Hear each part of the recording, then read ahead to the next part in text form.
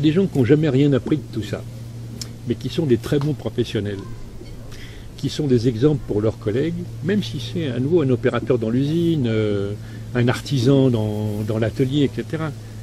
Pourquoi c'est des bons professionnels? Parce qu'ils ont naturellement cette qualité de vigilance, d'attention.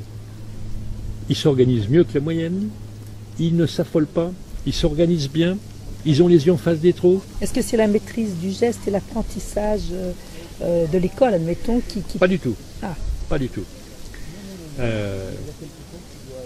Dans un de mes précédents livres sur le coaching, je parlais de la main qui guide entre le compagnon qui enseigne à l'apprenti un geste technique. Et en fait, il va apprendre non seulement un geste technique, mais un rythme, une façon de se positionner. J'ai deux frangins qui sont dans les métiers du bois. Pousser une varlope, qui est un instrument assez lourd pour raboter une planche, il y a une façon de se poser, de respirer, qui fait que j'expire quand je pousse mon rabot et je ne me fatigue pas, et je peux le faire 10 heures par jour.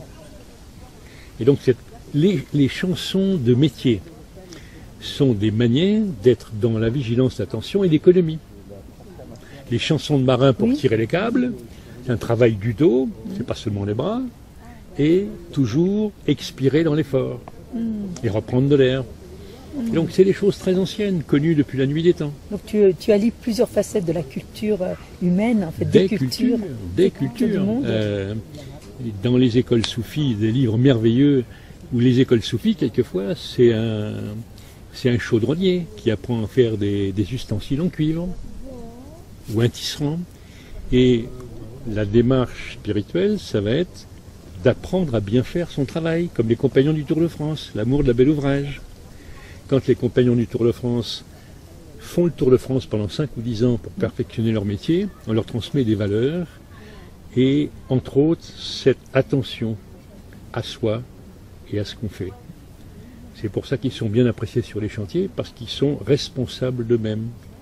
Ils assument ce qu'ils sont et ce qu'ils font. Il y a des choses qu'on ne sait pas. Par exemple, j'ai rencontré un professeur de trait qui apprenait le dessin en 3 dimensions. Dans les métiers du bâtiment, et même dans les travaux publics, ce sont souvent les compagnons du Tour de France qui sont les meilleurs coffreurs pour faire les ouvrages d'art, les viaducs, les ponts, les choses comme ça. Ce n'est pas simplement la restauration des charpentes des monuments historiques. Les ingénieurs ont besoin d'eux. C'est des super professionnels qui sont des bons référents. Mais à nouveau, ils sont là, mais ils sont partout. Et il y a des gens qui ont trouvé ça tout seuls, naturellement, avec du bon sens, de la lucidité, de la répétition d'expériences dont ils ont tiré les enseignements. Je connais ça chez les instituts et les profs. C'est pas la pédagogie qu'ils ont appris qui leur a permis de faire grandir des enfants. C'est pas simplement de respecter le programme scolaire. C'est cette qualité de relation, cette cohérence personnelle, cette qualité de relation et de respect avec les enfants, à faire que leur passion, ils vont la transmettre, ils vont éveiller les enfants, et les enfants vont s'épanouir parce qu'ils sont dans un cadre qui favorise l'émergence de leur potentiel. Donner le goût d'apprendre. Absolument. Je trouve des agents de maîtrise qui font ça avec des apprentis dans des usines, et ils sont heureux de transmettre et de faire grandir des êtres humains, pas simplement de former un bon professionnel techniquement. C'est une joie profonde de transmettre et de faire grandir, comme les parents qui élèvent leurs enfants. Et là maintenant, à ce stade de ton existence, qu'est-ce que tu aimerais transmettre? Qu'est-ce que tu as vraiment à cœur de transmettre et de faire grandir? Alors, quand j'ai choisi d'écrire La liberté de s'accomplir, j'ai mis 4 ans à m'isoler, plusieurs périodes dans les vacances, prendre des moments de rupture, pour synthétiser mon parcours de vie. Et j'ai envie de dire, ça résume aussi bien mon expérience personnelle, mon cheminement personnel. Je raconte par exemple comment j'ai rencontré à l'âge de 15 ans un prof de philosophie qui était mon mentor pendant 10 ans.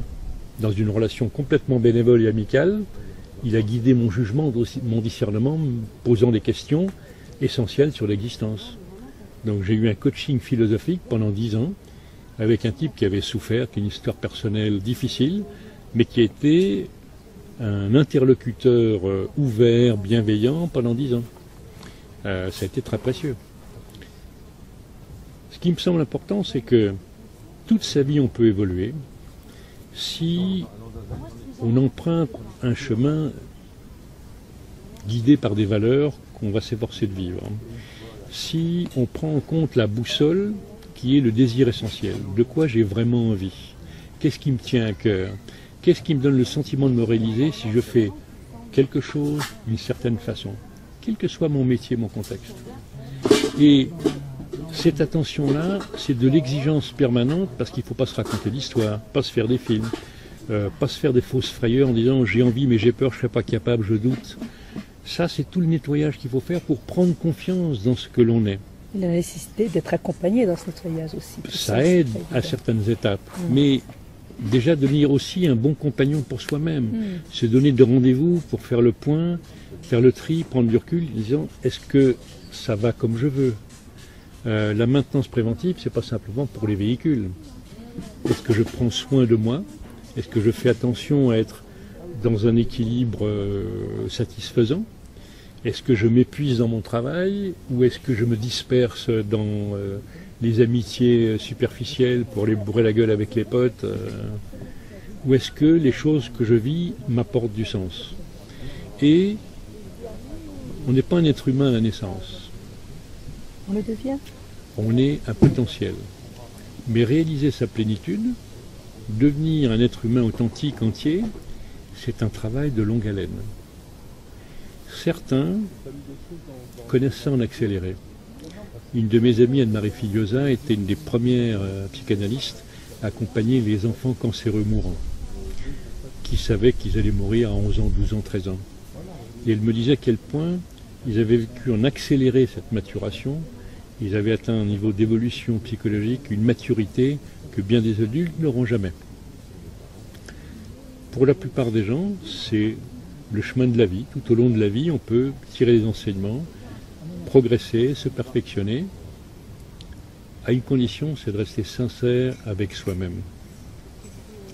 Et ce travail de compréhension progressive, de perfectionnement, avec la plus grande sincérité possible, ça peut remplir une vie. Et déboucher sur ce sentiment d'accomplissement, qui est un sentiment. Moi, je ne sais pas écrire sur devenir riche en 50 leçons, les clés du bonheur. Non, je ne sais pas faire ça.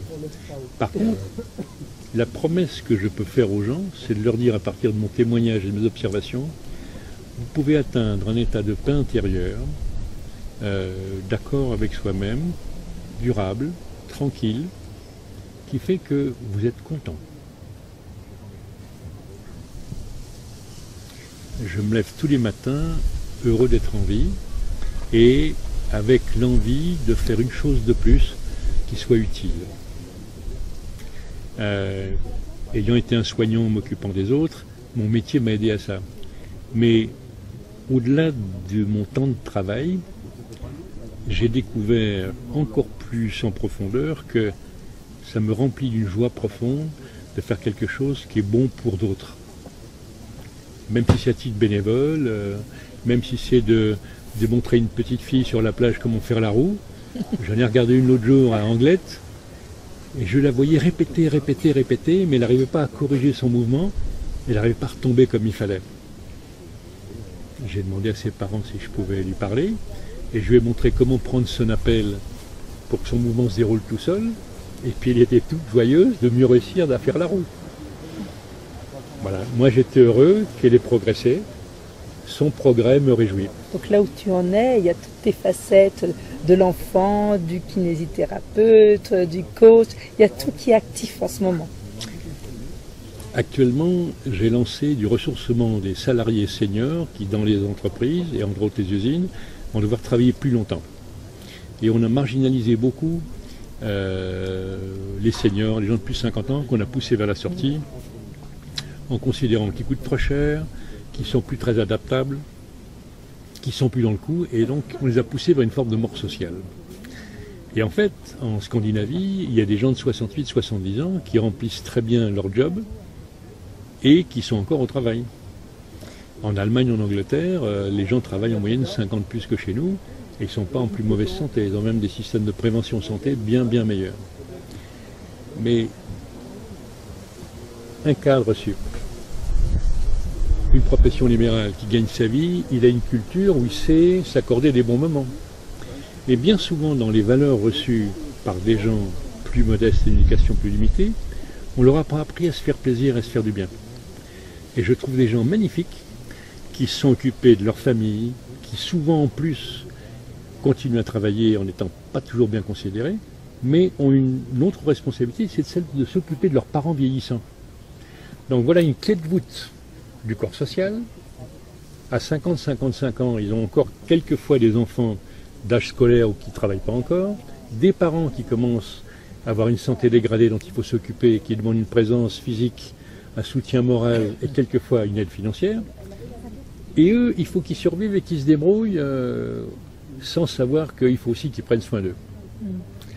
Et c'est génial de voir des gens qui retrouvent une respiration parce que on les invite à prendre soin d'eux et à continuer à vivre intensément un profit d'existence. Comment tu les trouves, ces gens? Ah ben, moi, je réponds aux demandes des entreprises. D'accord, par l'entreprise. Mais j'ai fait cette proposition-là parce que dans la loi sur l'accord pour les seniors, on avait tendance, par exemple, à ne plus les envoyer en formation. On ne va plus investir. Il y a souvent plus de promotion pour les gens de niveau moyen modeste. Il n'y a plus de promotion. Ça va bien suffire pour eux pour aller jusqu'au bout. C'est désespérant.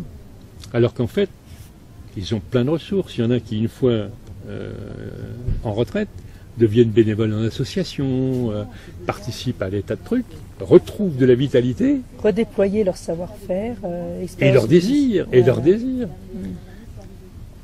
Alors qu'on aurait pu l'injecter aussi dans l'entreprise pour qu'ils s'épanouissent dans l'entreprise. Le travail, c'est pas fait pour s'emmerder. Le travail, c'est fait pour se réaliser. Et là,